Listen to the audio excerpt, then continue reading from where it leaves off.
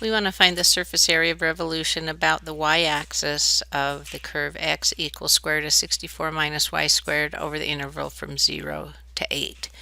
Now we don't have to draw a picture of this, but I'm going to here to kind of help us see why we're using what we're using.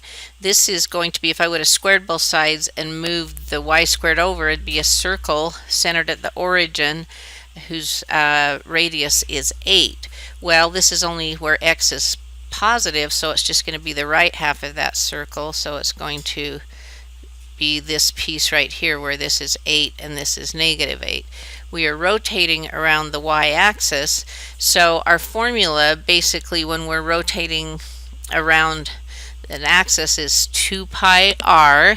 That will cover all of that, the circumference, the distance around, and then we multiply it by the arc length formula. So any representative slice takes a piece of this arc and then traces the circle that it traces out, and so that will leave us with surface area. So we can see if we made a representative drawing out to here for the r, it could be there, it could be there, or anywhere along here, that is just x, the x value of the curve.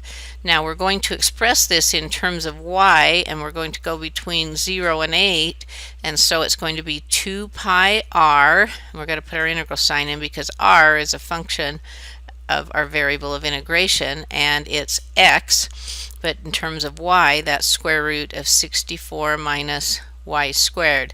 And then the next piece is multiplied by the arc length, so we need the arc length formula, which is 1 plus, we need the derivative squared, and so let's find it down here, and we're going to take the derivative of x with respect to y here, and that's going to be 1/2, and then 64 minus y squared, decrease the power, is negative 1/2, multiplied by the derivative of what's inside for the chain rule, which is minus 2y. Expressing that just a little simpler, the 2 and the half will cancel, so I'll have negative y on the top and square root of 64 minus y squared on the bottom.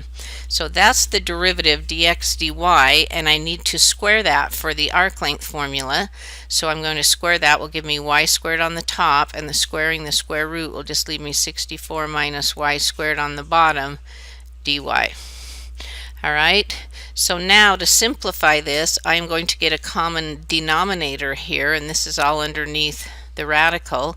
And so when I do that, I'm going to put this, this is my paper for the derivative over here. So this integral equals 2 pi integral from 0 to 8 of square root of 64 minus y squared, and then this will be square root of 64 minus y squared plus y squared with that common denominator, and I'm going to put the radical to both the top and the bottom in this step as well. So the common denominator was 64 minus y squared, and I just split the radical to take it to both pieces.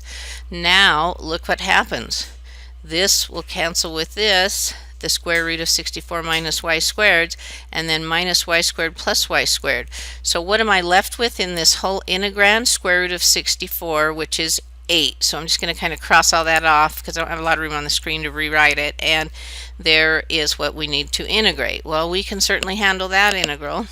So we have 2 pi times 8y evaluated from 0 to 8. So that's going to be 128 pi, and the lower limit is 0. So there is our surface area if we revolved this piece of the curve around the y-axis.